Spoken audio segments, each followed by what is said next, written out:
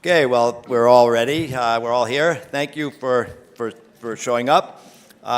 20 years ago, a landmark debate at CHI was titled Intelligent Software Agents versus User-Controlled Direct Manipulation.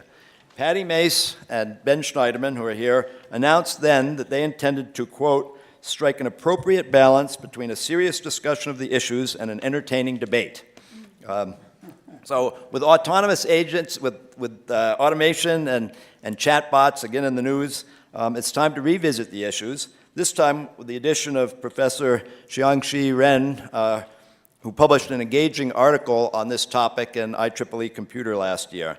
My co-moderator, Umer Farooq, will frame the debate and introduce the speakers. Thank you, Jonathan. So this all started about a few months ago where Jonathan and I published the cover article for ACM Interactions named Human-Computer Integration, actually.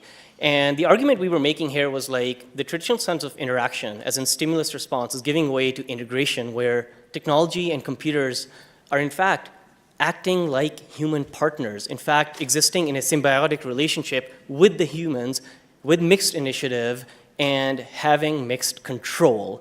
And once that was published, we of course synced with many of our colleagues, and it spurred a lot of debate, and hence we're here to actually discuss that. Part of it is integration desirable? Beyond being desirable, even if it's happening, what does that really mean in terms of control? It is certainly possible where autonomy of technology and integration can actually undermine human efficacy. It can undermine human control, and what are those trade-offs? And each of our panelists today bring a unique perspective to that debate, and we're gonna actually talk about that. The magic moment, of course, for Jonathan and I was when we test drove a Tesla, which was really jarring. It literally took over the control of the car. And then, of course, it was a mixed initiative. When it wanted to give back the control, it did give it back. And I think it spurs that interesting debate and intellectual curiosity about that mixed initiative when technology is in fact becoming, or maybe it shouldn't become, a symbiotic partner. So with that, let me quickly introduce the panelists. Only because they're so well known, I'm only going to give one-liners because they're so well known. So, and we'll, of course, we want to hear their content and their position statements throughout the panel. So, of course, with us, I'm going to start with Xiangshi. He's a professor in the School of Information and founding director of the Center of Human Engaged Computing at Kochi University of Technology. Pattie Maes is a professor in MIT's Media Lab. She heads its program in Media Arts and Sciences. She founded and directs the Media Lab's Fluid Interfaces Research Group and has previously founded and ran the Software Agents Group. And of course, we have Ben Shneiderman, who's a distinguished university professor at the University of Maryland in the Department of Computer Science and founding director of the HCI laboratory there. We had an extensive introduction in the morning, and as we all know, Ben is larger than life itself, so I had to make sure I give him more pixels on the screen here. That's exactly the reason for that. So please, can we please give a warm round of applause to our panelist members? Thank you.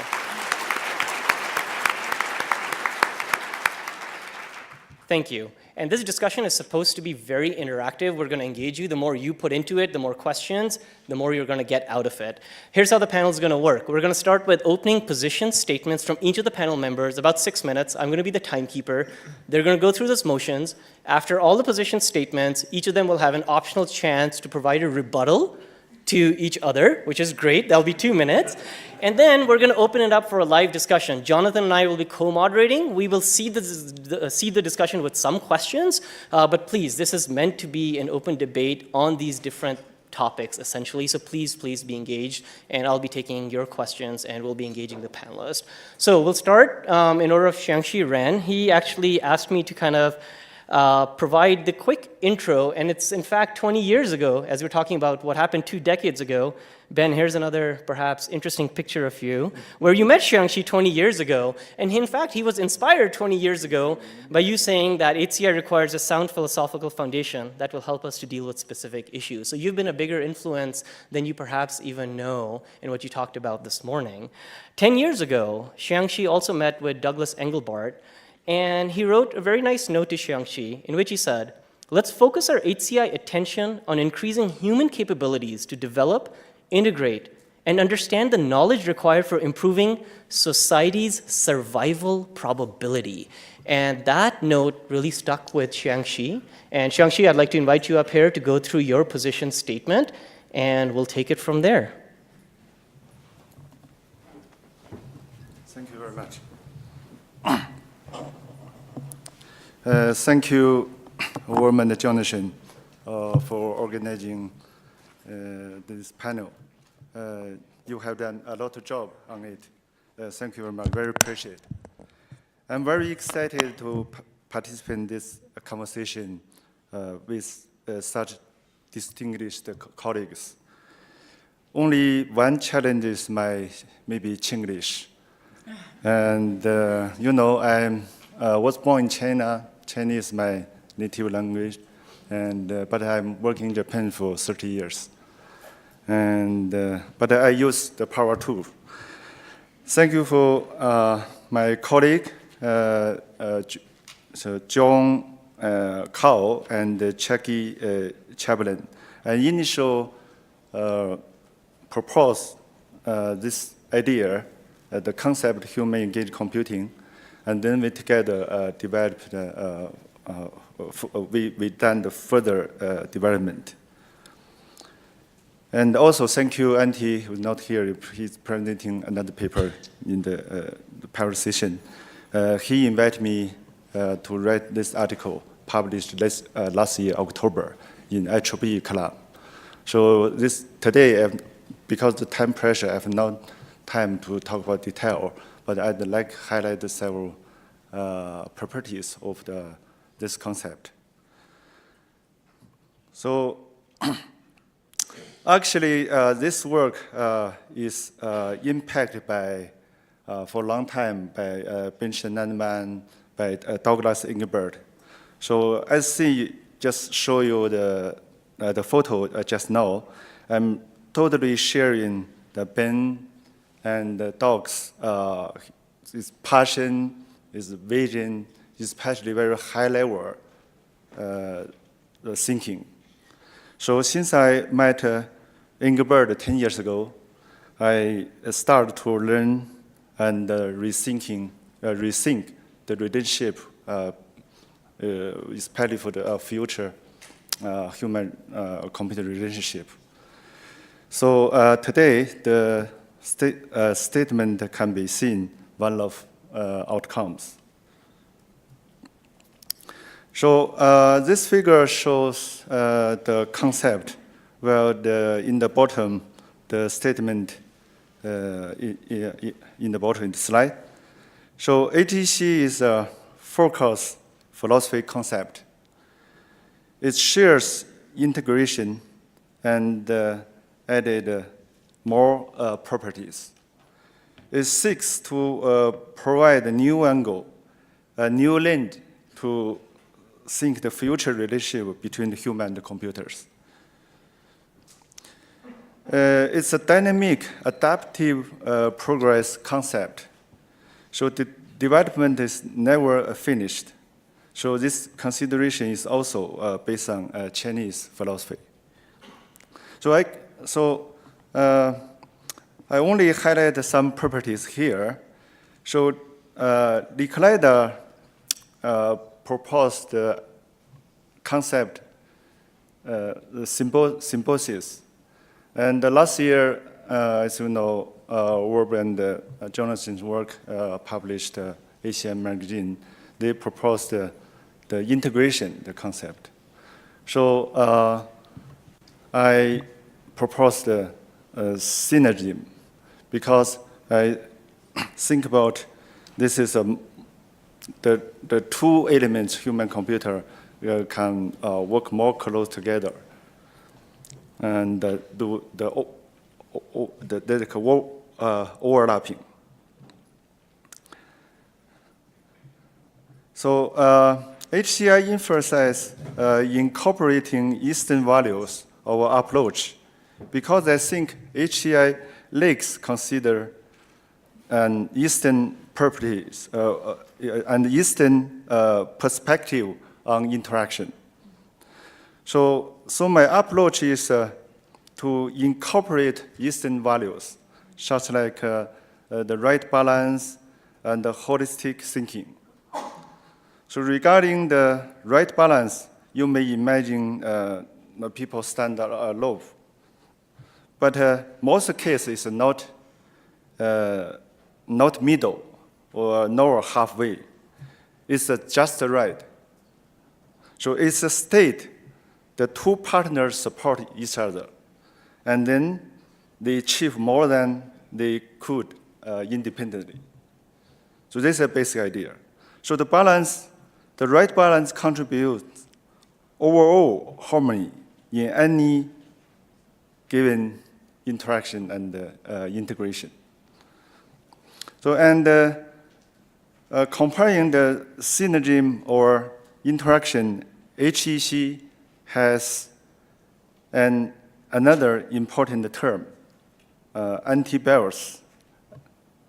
So the adverse effects of imbalance between the human computers. Now, I think the closing keynote will give a lot of example about this. So here I emphasize this is not bad news for us, our HI researchers. It's a chance for our HI research to deal with it.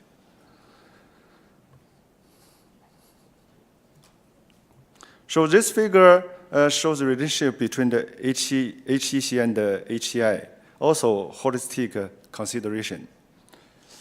HEC seeks to explore researchers to wide perspective in which they may find capable principles or ideas. And use Chinese philosophy, Zhuangzi said, the philosophy is usefulness of usefulness. So several my student and colleague papers based on this concept, this already has been accepted by CHI, while my HEC paper has been rejected by CHI. But I really appreciate reviews inside, very high level inside comments. So make me further develop this idea. So holistic consideration includes a big context, social and environmental context. So widely, such as diversity, culture, and not just the local interest, in fact, and outcomes. So this kind of notations can help designers or developers to catch capable ideas. So, but the most important thing is to do good work for our world and humankind. Thank you very much.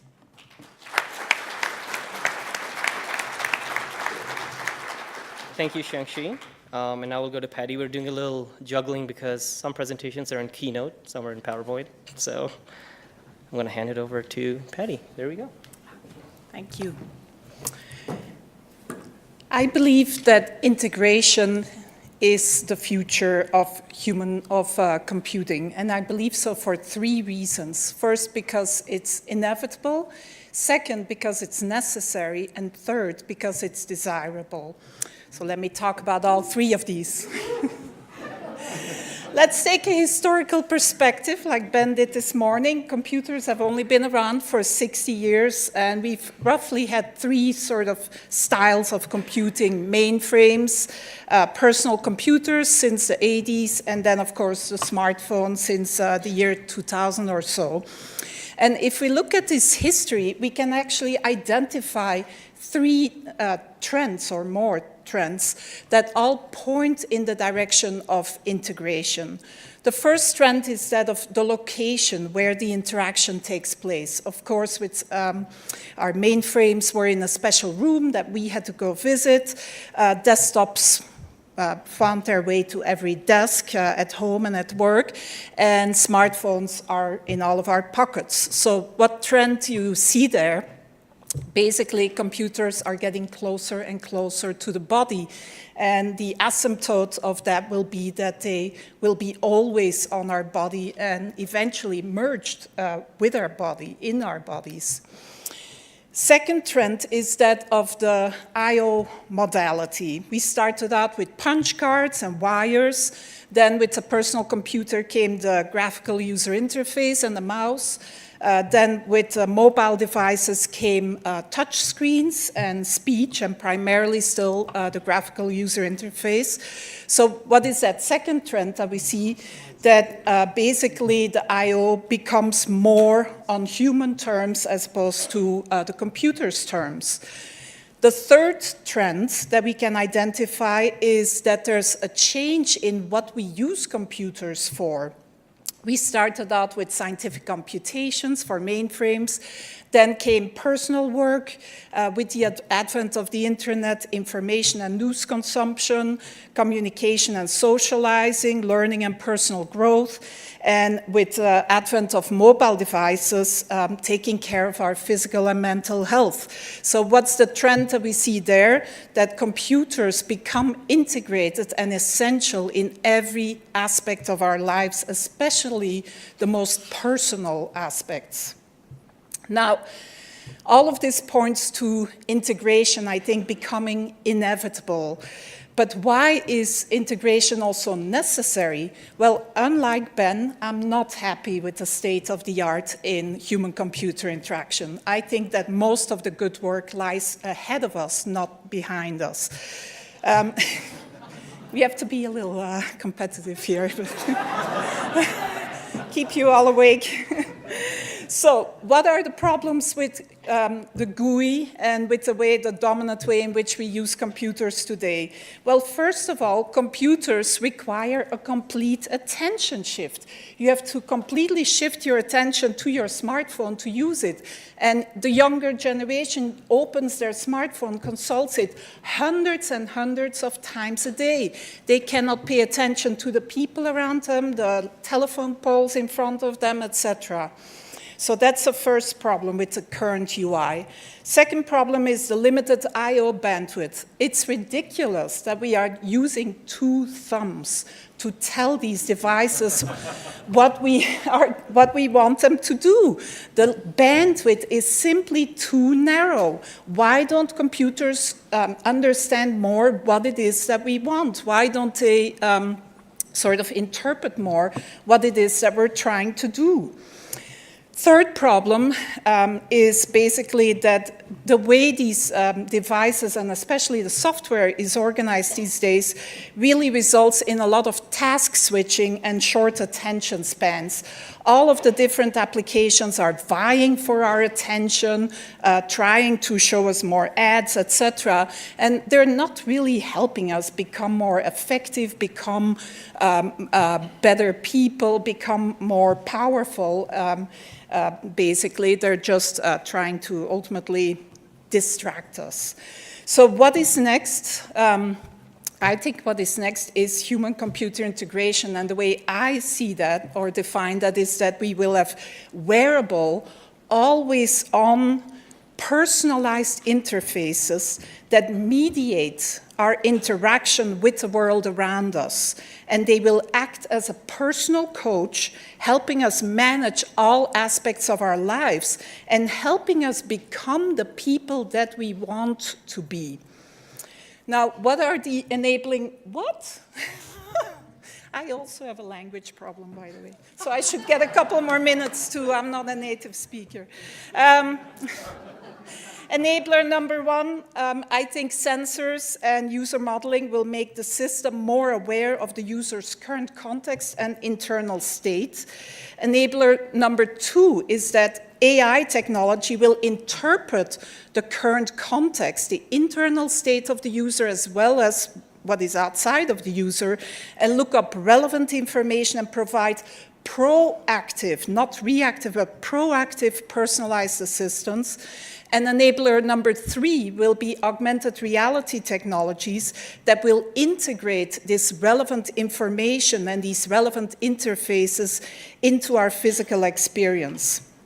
Now, the third reason, so I talked about why it's necessary, we're not happy with the state of the art, why it's inevitable, the trends that we can identify. The third reason is that I believe that these integration styles of interfaces will really help us achieve our human potential. They will help us with every aspect of our lives. For example, they will enable us to learn anytime, all day long in the physical world. This is work by my student Christian, where you can learn a second language by putting on a HoloLens and it labels the objects around you in the language that you want to learn. Or this is work by another student of mine, Minna Khan, who is turning reality into a physics land or a math land that enables you to learn about the concepts of physics and math just by playing with virtual balls or real balls in your physical environment. Integration, almost done, will also impact perception and decision-making. Work by my student Valentin, the system will be aware of your health preferences, for example, and can help you identify which products meet your needs. But the systems will also help you interact with sort of smart objects around you, like parking meters and all sorts of other things. So they really mediate our interaction with the physical world. They will help us with memory, encoding, and recall. We've done lots of work in the past on how computers could actually help us by making all the information available that is relevant to whatever it is that we're trying to do. If I'm debating Ben in something, it should bring up all the discussions that I've had with him over the years, articles about that, etc. So computers could take a much more active role in making that information available. I'll skip a couple of things here. But I think one last point I want to make, though, is that I think that these integration interfaces will enable some new types of applications, really, that so far computers haven't helped us with. They will help us with things like self-control, managing our anxiety, focus, motivation, etc. As Xiangshi pointed out in his article, those are equally important to actual skills in particular areas, and computers haven't helped us with any of these yet.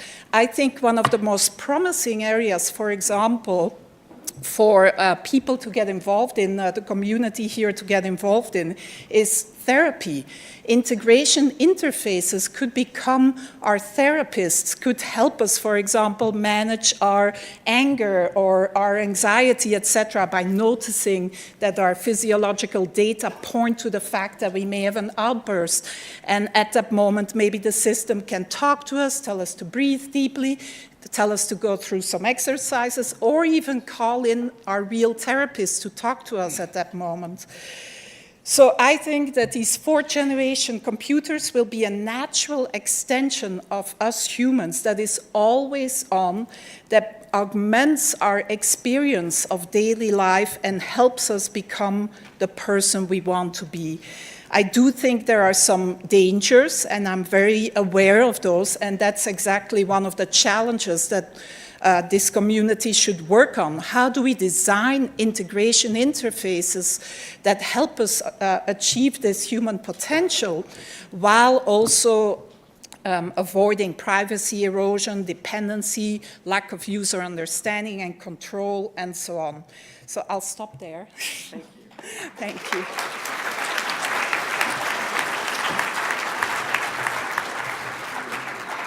With that, I'll invite Ben, and there were some definitely snarky rebuttals already happening.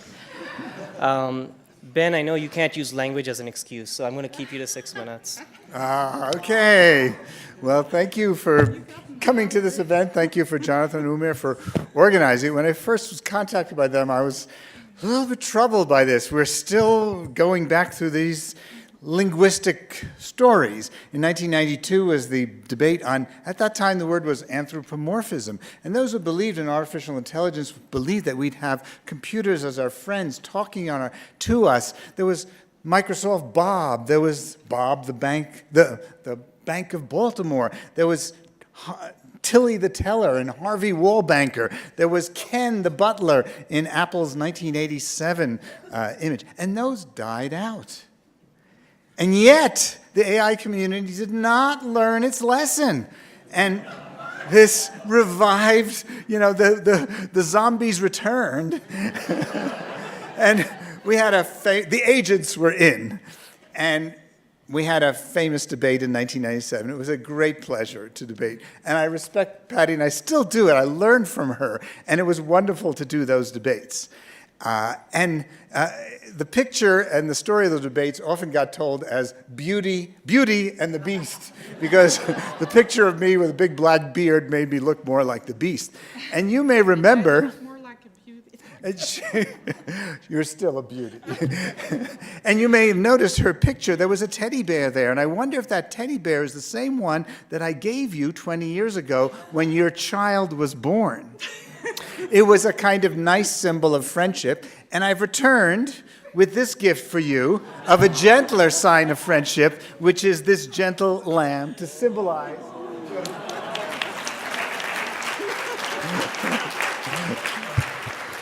the warm spirit of debate. So listen to the people who have different points of view and learn from them, but stand your point. Now, for me, I'm representing this position of design principles for powerful tools. And back in 97, I was already, and the discussion was already at this level of discussing comprehensible, predictable, and controllable. That was really important to me.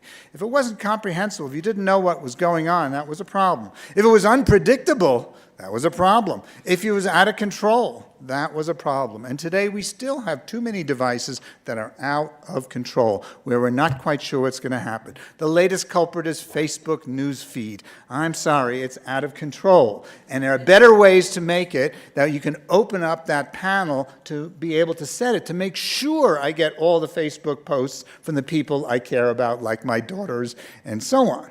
So I think that principle still remains intact, and you'll see it still in the Apple and the Windows guidelines documents. Direct manipulation was a phrase I coined. It's still in those human factors, those human interface guidelines. I also spoke for, at the time, building trust between people and creating empathy between people, not between machines. And the language we use is really important. So I'm here again to remind us, when we say partner, collaborator, even symbiotic and especially integration, I've got a problem. I've got a problem with that language, because I think it sends the wrong message to the designers and then the wrong message to the users. And so, I mean, I could get harsh and suggest that integration is like assimilation, and assimilation by the Borg is a Star Trek notion of being taken over by machines and losing your identity. And I want to preserve human identity. I believe in the unbounded creativity of people. I believe in the courage of users. I believe in the passion that people have. So to advance the discussion, I want to add another set of terms here. I believe that much of what people do is at the frontier. They're daily creative. They're making something new. They're working in places where the information is incomplete, contradictory, misleading even. It's not even, it's more than uncertainty. It's so the information that we need to make decisions is just not there. And we then engage in what my dear friend Gary Klein calls speculative thinking. That's the way people, if you study people and the way they work in novel situations, they're speculating about what they might do, what the impact of every action is, and how it might play out. And they are the actors, and therefore they take responsibility. The one word to take away from my talk is responsibility. If you design to ensure, to affect a responsibility, you have a better chance of getting a more effective and successful product. Responsibility is the key driver of clear design. Now, I thought Pattie had come over from the dark side to the bright side. She started the conference on human augmentation. That was pretty good. I thought that was a good step forward. The word augmentation or amplification is happier for me. The last point I want to make here, the third sort of way to reframe, is people are social. People engage. Any expert, any person has many, many ways. They're situated, as Lucy Suchman taught us. And we work in a context. We're not isolated. We're not rational. Human thinking and creativity is not calculation, okay? Computers are not people. People are not computers. Therefore, I liked your example, Pattie, that every interface should teach us more, should make us better masters of our skills, and should create satisfaction. Too many interfaces de-skill us by taking away our control and our knowledge. We want ones that teach us to self-actualize and to make societal contributions. So I think those things happen when we assert the clarity, the centrality, the primacy of human control. Machines are merely tools with no more intelligence than a wooden pencil. When Galileo discovered the movement of the moons of Jupiter, it was Galileo. It was not in partnership with his telescope. He did that, okay? At every point, you have to remember, people are different. In my book, the early version editions talked about the balance between computer and human control. I shifted away from that. My language now says ensuring human control while increasing the level of automation. That may be a Zen puzzle, but there are ways you can accomplish that. Thank you.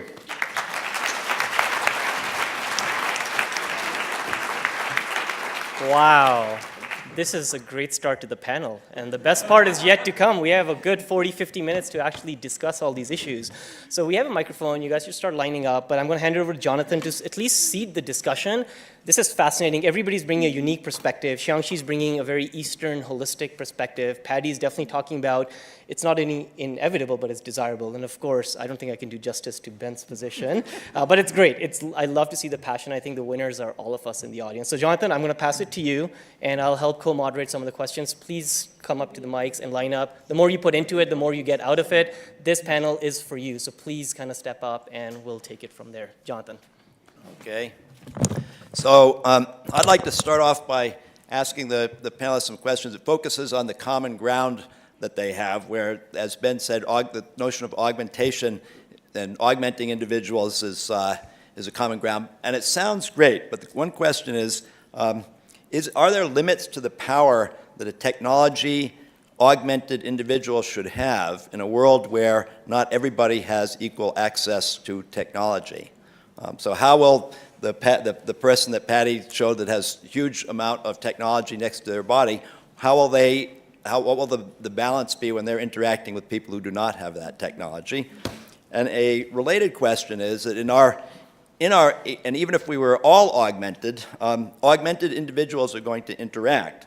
So for example, a website user and a website owner and a company that's renting advertising space on the website may have conflicting goals. And how can augmented individuals compete with corporations, with augmented corporations in this future world? So I would pose those to the panelists. I think we're going to skip kind of the rebuttals because you guys baked it in, but you can work your rebuttals. Like, everybody heard the snarky rebuttals, right? So you can bake your rebuttals in, but whoever wants to, do you want to take a first stab at some of these questions, Pattie? And you may want to grab that microphone. Mike, so we'll pass it around. Because what I see is intelligent agents that present themselves as controllable and as present themselves as tools. And therefore, the divided power play becomes invisible to the user. The user's lack of control stops being apparent to the user, which makes the resistance even more fragile. How would you affect that? Well, okay, let's take two more questions or comments first. Hello, I'm Shou from Google. I have a question. Seems a lot of this augmenting intelligence we have augmenting like body, human strength, but we didn't talk about augmenting like intellectual intelligence. Just think about word processing. It still looks pretty much the same as 20 or 30 years ago. What's lacking to mapping human knowledge or human concepts? Thank you. And one more? We didn't understand the question. Oh, could you, Did you get it? Would you like to repeat it? Maybe yes. I wonder what's lacking in the field of enabling the human to mapping their knowledge, to visualize their knowledge or explore their knowledge. okay, and next one? Yes, Brian Hall, student at the University of Michigan. So Ben mentioned descaling, and that sort of reminded me of some like the work of JCR that looked at flow. So optimal human performance is the mixture of knowledge and skill and challenge, and it's an immersive and constantly active state. But that much of these sort of automated computer interfaces, certainly with like the Tesla, as certainly we've seen, also with automated pilots, have this issue that the human becomes the passive observer, and they really lose the edge that they had. So rather than being highly trained and skilled, they become almost unnecessary to the point that they become the village idiot, whether they were to start with or not. And I wonder, your perspective, if you think this is really inevitable, this is just the reality, we're going to use these technologies, it's not going to go that way, or is there an alternate? Okay, thank you. Okay, before Wendy gets a chance to ask a question, why don't we get some responses to these? Yeah, in response to the last question, I think that Silicon Valley got a little bit too excited sort of recently, especially about artificial intelligence. And I don't think the solution is to have these super smart, intelligent machines that we don't know. We don't understand how they work. We don't know how to talk to them. I've always said this. We don't know how to talk to them, etc. I believe that integration is different and intelligence augmentation is different. It puts the user at the center, and the user being able to understand the system and control the system is important. Now, related to understanding and control, I think one sort of aspect where we haven't really paid enough attention to in the community is that our computers with our smartphones are with us in subsequent generations from the age of 12 or 14 until we die. And our computers, our smartphones and their successors have the opportunity to get to know us better than our parents, our spouses, our best friends, etc. And same for us with them. We will have a partnership with technology, and that technology will have been with us from the age of 14, and we'll know what our weaknesses are, we'll know where we are in certain growths and learning that we're trying to do, etc. So I think we should think a little bit more about this longer-term perspective of this human-computer partnership and what form that could take and what that means in terms of the interaction. I think I agree. Yeah, I agree in this point. Yeah. So we need to work more closely for enhance our human potential and the human capability. Yeah. Thank you. Well, the language really turns out to be important, I think, and it winds up leading to the first questioner who talked about deceptive systems, that they were maliciously designed to appear to be powerful tools, but they were really not. And I think also I am concerned, and I will make it explicit, when you say human-computer partnership or integration, it troubles me. I am never integrated. I never had a partnership with a computer or my car.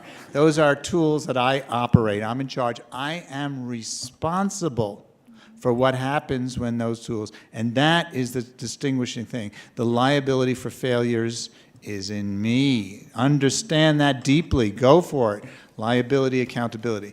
Now, the words also, and maybe I should overreacting, but when you say the computers know me better than my family or so on, I don't use the word know. Computers don't know anything, okay? Computers don't know anything. They're just tools, and the best designs will be ones, I claim, and the ones that are most durable, And the ones that I think have the most value will be ones that assert that make it clear. Now, you're right. There are moments where, the airbag deployment has to be rapid and fast, and I don't, you want that. I do ride elevators where they're automatic. And, there are certain environments where we've come to trust them, and the elevator manufacturers actually do take liability and responsibility for the failures. So if we're going to have Tesla cars, I want to see Tesla step up and take liability and responsibility. Right now, their terms of service say if you take your hands off the wheel and start reading a book or talking, you're breaking the value. So they don't take any. So we have a real problem with the Silicon Valley attitude, which says, our technologies are fine, but we're not taking responsibility. There's a deception going on right there, and that's the thing. So I, again, return to the clarity, I believe, of building powerful tools that help me, that enable me to learn and be more effective, that remind me when I forget something. But they are ones that I can can control, that recommender systems which have a control panel, not a blank one. Thank you, Ben. I think if we're going to get through these, we're going to have to take 4 at a time now. So let's do that. Hi, Wendy Mackay from INRAN. I'm in the University of Pennsylvania. So I'm going to take the perspective of researchers for a minute and look at the way AI researchers and HCI researchers get evaluated and evaluate their work. If you look at AI, they talk about the human in the loop. And when you press AI researchers, which I am not, you push them hard and you say, how do you evaluate the quality of your work? And the answer is, I have a better algorithm. Right? The user is in the loop and having a role in which they become this sort of messy, annoying thing that messes up their really nice algorithm. Right? You're right. Thank you. I'm a teacher. The other side is what I would call the computer in the loop. And HCI should be thinking about the computer in the loop. And for me, the human is at the center. And what that means is that we have to evaluate whether the human being is in a better shape, is being able to do what they want to do. And by doing that, then the computer is this kind of messy and maybe unknown. We don't understand how all those algorithms work. We don't unpack them very well. And so we're in a funny kind of situation. When we talk about human-computer partnerships, people mean 2 completely different things by that. And so it's almost not a question, but it kind of is. I'd like the 2 of you to reflect on that in particular, because I see you as human in the loop, computer in the loop as a perspective. Thank you. Hi, my name is Joe. I'm from the New York Times advertising side. Formerly of academia, which is why I'm here. I want to pose that maybe we should be thinking about integration in a different way, which is magnitude of impact on human society, which implicates a few things that I really love your comments on. If we think about things like our recent election in America, there's a pretty deep integration with what very well may be voter sentiment as a function of information they've consumed on a certain online website. So how do we think of that sort of integration? That's something not in our body, but it's certainly in our head. Thank you. Evgenia Grudin, Texas State University, so we're having an extremely interesting panel here. Thank you for the discussion. So we had presentations about how technology is changing over the time and became part of our lives and sometimes even get out of control. But I have a small suggestion. Maybe we should also consider that the users are also changing over the time. So because we are our brains, and our brains are formed by what we see and what we hear. And the young generation are really formed by these new forms of technology that come closer to our bodies. And the pressure, the real pressure of this massive digital content that come to us from social media and news, and et cetera. So maybe that's why, for example, some generation can consider the technology as a tool and can be easily detached from the people without any serious consequences. But younger generation that cannot imagine lives without our electronic devices. So my suggestion may be also to consider how computers are changing over the time. Thank you. That was 3. Good afternoon, Erin Sherry, Northrop Grumman Research Labs.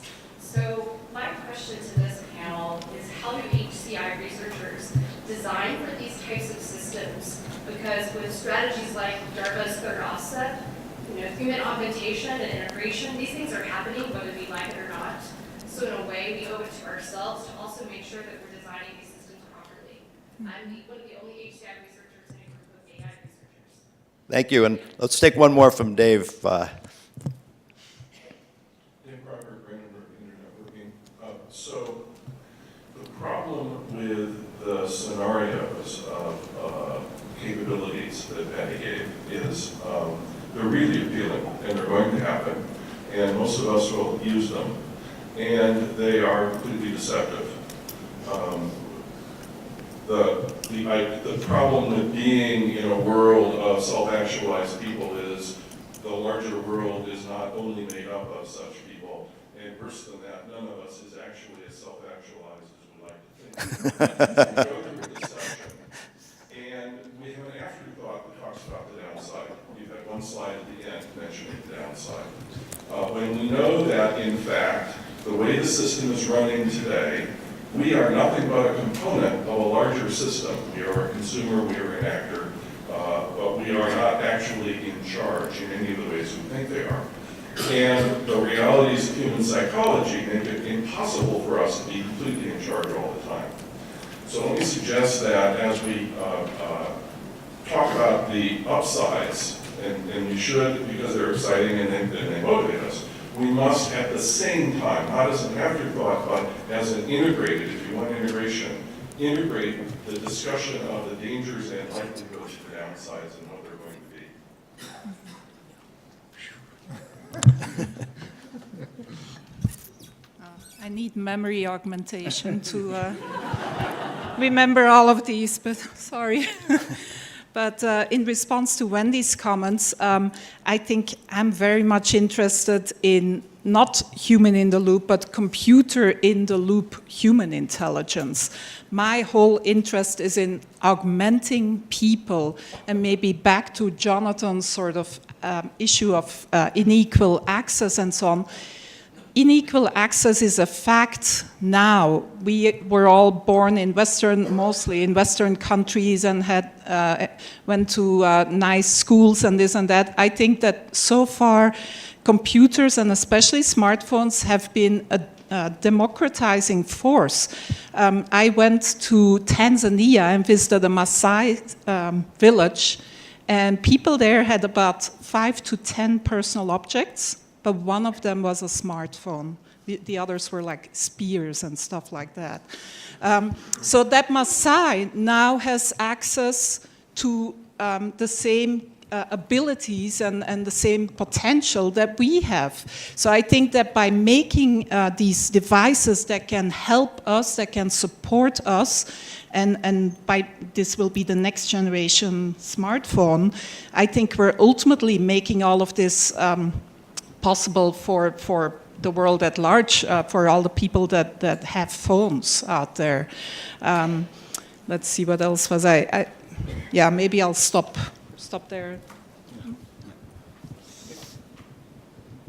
Yeah, I have additional comments on the Wendy's. How to evaluate the integration.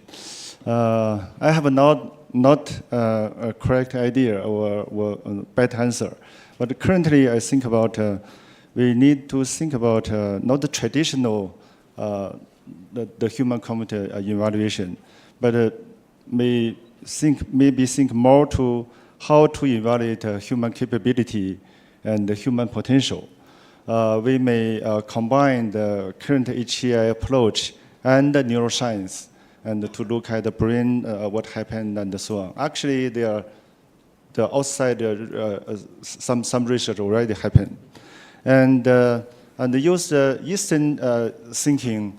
We have not just an analytical approach or like quantitative.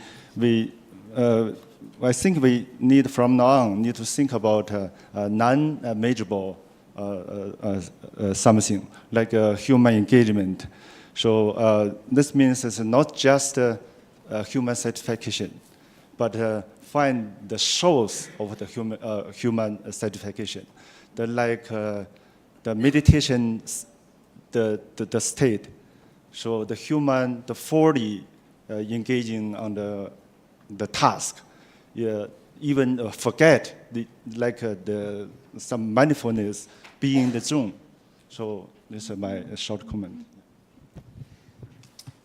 What an interesting discussion. I want to go back to the point about the election and the sense of being out of control. And that's in part because the algorithms got out of control. And the fake news notions came because the news feeds and so on did not provide an interface that allow you to label something as this may not be true, or I doubt the source, or I'd like to suppress the dissemination of this. All the effort in social media is gas pedal. Step on it, get faster, spread more. But we need a brake pedal also, okay? And it's been irresponsible to avoid that till now. And so we should be pushing for, we should expect the providers of these services, social media, to do the right thing and provide greater control for the users. Now, there's a larger issue about the power of algorithms in this space. I should say about the election, we will have a panel to discuss these things at length. I guess it's Thursday.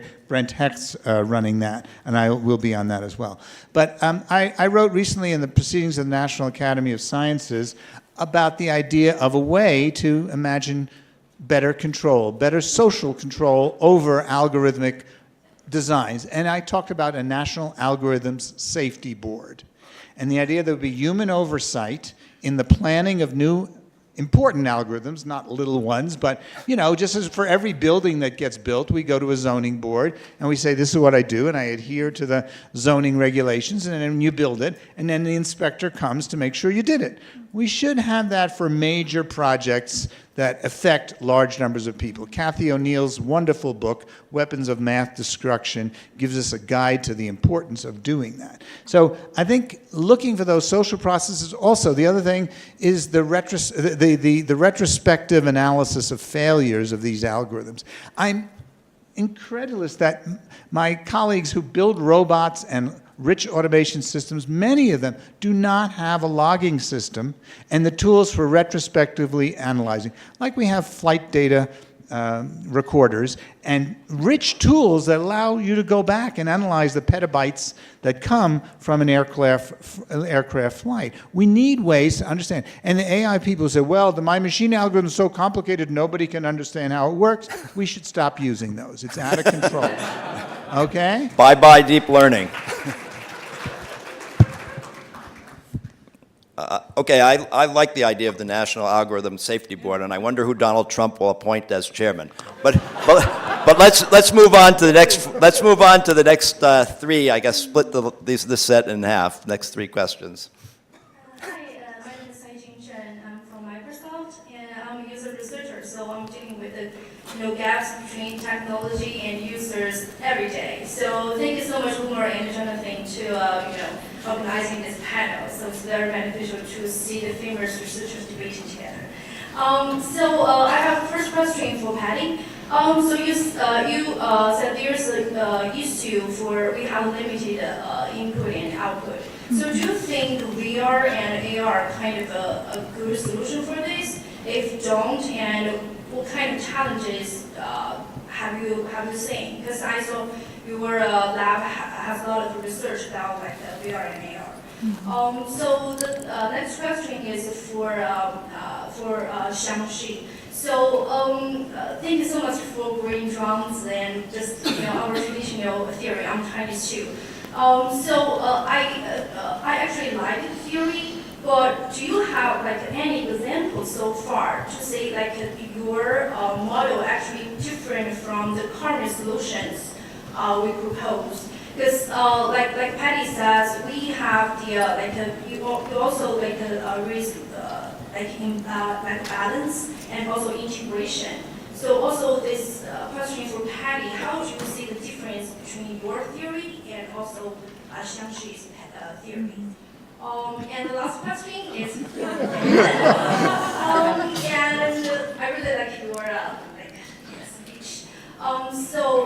It seems you talk about control, every sentence. And so how do you see Pattie's enablers, 3 enablers? I think it's awesome. And how do you see that? And how do you see the control cannot reach in current enablers? And another thing I'm thinking is... No, that's it. I'm sorry about last sentence. So Facebook actually did a lot of good job for user control. So I'm kind of have a question about, do we think we don't have enough awareness of user have control, or we don't have enough knowledge to see how we give users control? Thank you. Thank you, and take notes on those. Let's get 2 more questions in.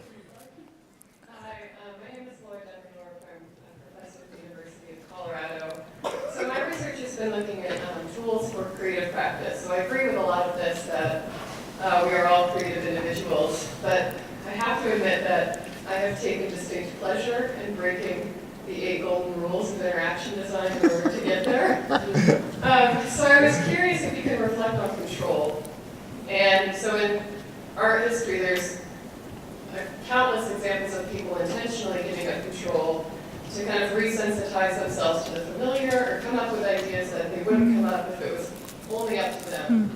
So are there situations where you're willing to kind of waive those requirements, or do I have no place designing in this space? Thank you.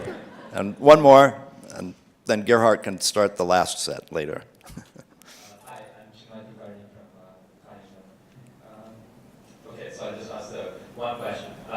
So I think maybe best been setting me up for this by talking about e-schooling for so long, but I see both of these visions of integration and powerful tools as very positive utopian kind of visions. And I gotta say, it seems to me that the future we're moving towards is a little more like humans as servants or so-called intelligent systems. If you look at, say, Uber or any of these e-economy companies, you have algorithms which are controlling humans, which is essentially reversing your views on what we should be doing. So I guess my question in more generative fashion is, what can we do to be instituting a code of ethics? Should we have some ways of protecting ourselves against those rather dystopian visions? Thank you. Go ahead, do it again. Should we, well, I guess several questions came up. With respect to the limited I/O, I think the solution is that for the output from machines, that they should augment all 5 of our senses in a wearable fashion, basically, in a wearable way, basically being a mediator between us and the physical world. In terms of inputs, I think that our devices should, right now our smartphones are mostly blind. They don't know that I'm here giving a talk, for example, and that my phone shouldn't be interrupting me right now, even if I forgot to turn it off and so on. So I think it's important that our devices have more sensors and more information, really, about what it is that we're doing right now, what it is that, what is our context, what is our mental state right now, and so on, so that they can act more appropriately depending on the context. Maybe I'll stop there. I'd like to answer your question about the example. Actually, Lao-Tzu said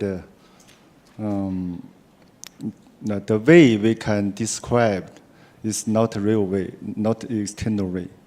But I still give example about the balance and holistic thinking. For example, the AI, whatever AI or semi-AI driving car. So think about the situation.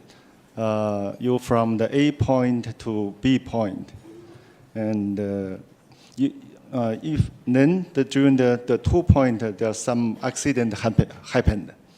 So if we use the traditional Western thinking or human performance, or you may the route maybe select a quick way to reach the final point.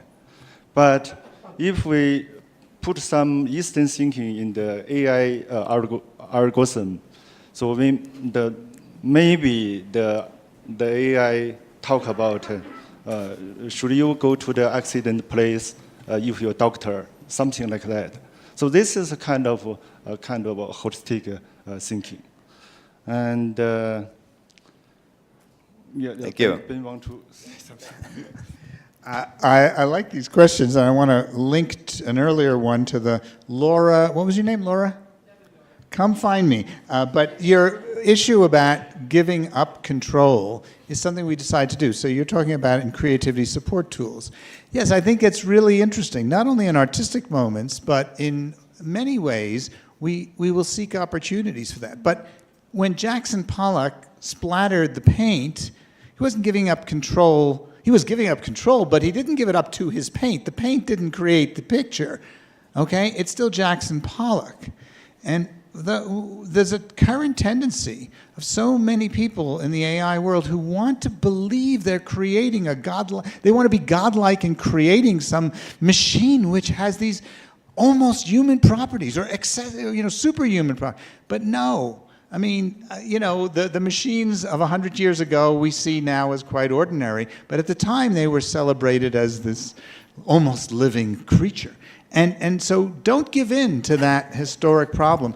Lewis Mumford in 1934 wrote about the goals of technology are to serve human needs. And he identified how early technologies often made the flaw of trying to design something that was more autonomous, independent, and so on. But I think, the Jackson Pollock story maybe is, so you want to make the tools that enable artists to explore freely, maybe in ways they wouldn't have thought of, but it's still their choice, their artwork, their creativity. Getting in the flow, according to the earlier question, is another important thing. Ben Peterson and I wrote 10 years ago about maintaining concentration and how we can design technologies that would give a greater sense of just what you're asking for, the Eastern notion of a meditative, mindful state.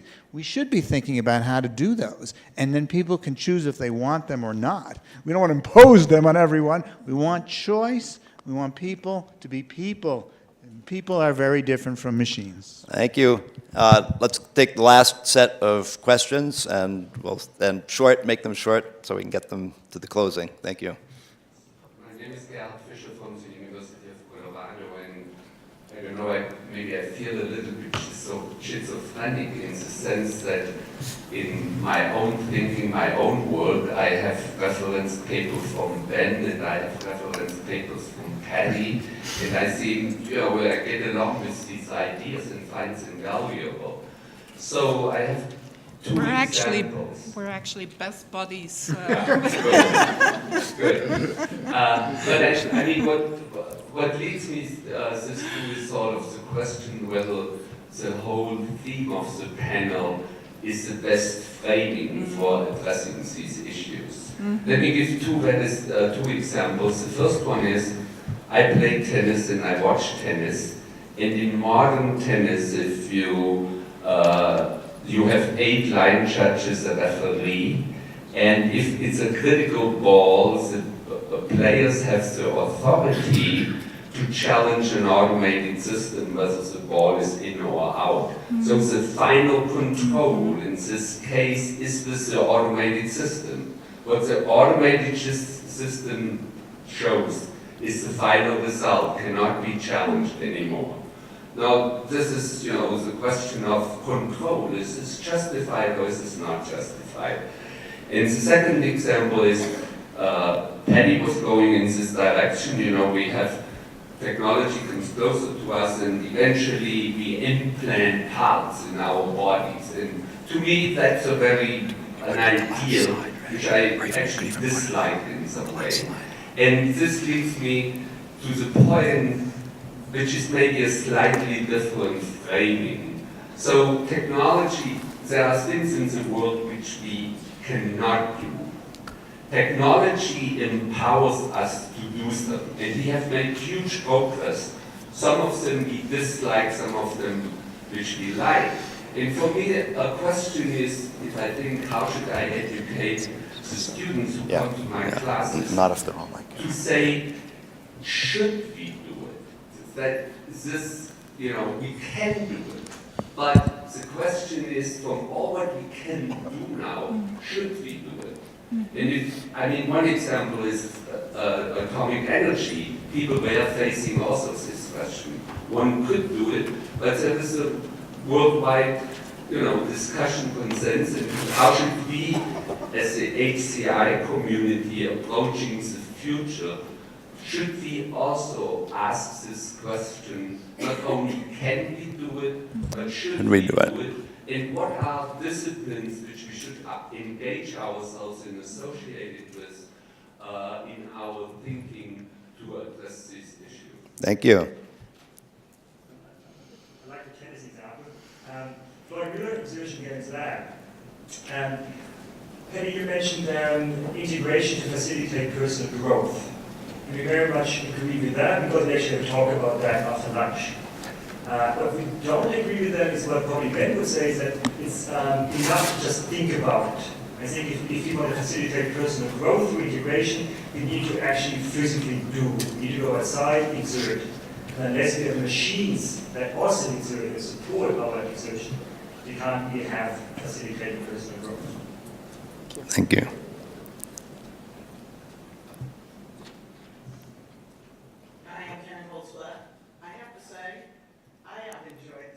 So